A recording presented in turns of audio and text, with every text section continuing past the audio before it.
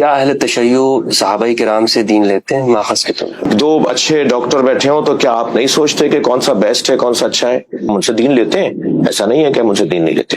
حضرت ابو بکر، حضرت عمر، حضرت عثمان رتبتاً ان کے نزدیک زیادہ ہے۔ ان تینوں ہستیوں نے مولا علی سے پوچھا جا کے کیا اہل تشیع صحابہ کرام سے دین لیتے ہیں ماخذ کے طور پر؟ میرا آپ سے سوال ہے کہ دو اچھے ڈاکٹر بیٹھے ہوں تو کیا آپ نہیں سوچتے کہ کون سا بیسٹ ہے کون سا اچھا ہے؟ دو وکیل ہوں تو کیا آپ نہیں سوچتے کون سا زیادہ قابل وکیل ہے؟ ہمارے یہاں یہی مسئلہ ہے۔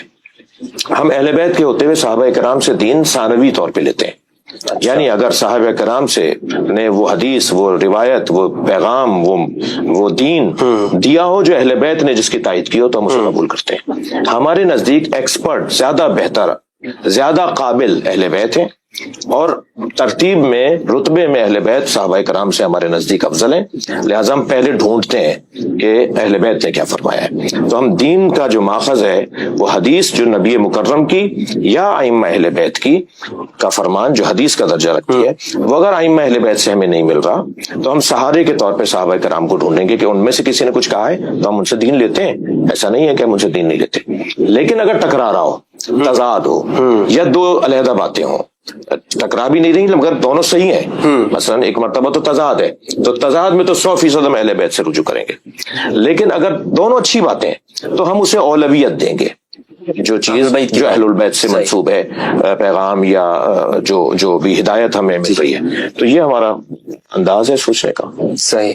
تو یہ آپ کی اپنی پسند ناپسند بھی ہو سکتی ہے نا، یا اس پر آپ کے پاس دلیل کیا ہے کہ اہل البیت سے دین لینا ہے؟ حال یستوی الذین یعلمون والذین لا یعلمون، یہ دلیل ہے۔ زیادہ بہتر جاننے والا نہ جاننے والے سے بہتر ہے۔ یہ دلیل ہے کہ جو فَاسْأَلُوا أَهْلَ الذِّكْرِ إِن كُنتُمْ لَا تَعْلَمُونَ، جب سارے صحابہ کرام نے جب بھی کبھی، سارے نہیں، جو ہمارے بھائیوں کے نزدیک حضرت ابو بکر، حضرت عمر، حضرت عثمان رتبتاً ان کے نزدیک زیادہ ہے، ان تینوں ہستیوں نے مولا علی سے پوچھا جا کے۔ تو جب رجوع وہ جنہیں آپ اولا افضل کہہ رہے ہیں وہ مولا علی سے پوچھ رہے ہیں تو مولا علی سے کیوں نہیں پوچھیں؟ ہم کیوں نہیں پوچھیں مولا علی سے؟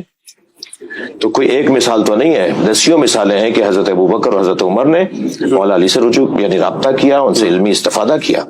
تو ہم اپنے مسلک کی اور دین کی اور مذہب کی بنیاد مولا علی سے استفادے کو کیوں نہیں قرار دیں؟ کیا حضور نے کبھی یہ فرمایا صحابہ سے کہ آپ میری اطرت سے دین لیجئے گا؟ آپ کیا اس سے زیادہ کہہ کے جاتے کہ میں دو چیزیں تمہارے درمیان چھوڑے جا رہا ہوں، کتاب اللہ و اطرتی اہل بیتی؟ کیا اس سے زیادہ اور کیا روشن فرماتے کہ من کنت مولا فہذا علی مولا، جس کا میں مولا ہوں؟ اولویت کوئی ہاتھ چومنے میں، گردن جھکانے میں، صلوات بھیجنے میں اور نعرہ لگانے میں تو نہیں ہے، اولویت تو رجوع کرنے میں ہے نا۔ میں جس کا مولا ہوں اس کا علی مولا ہے، مجھ سے جو مجھے اہمیت دیتا ہے، احترام دیتا ہے، مجھ سے رجوع کرتا ہے، میرے مقام علمی کا قائل ہے، تو وہ یہ بات جان لے کہ میرے بعد علی اس منصب پر فائز ہے۔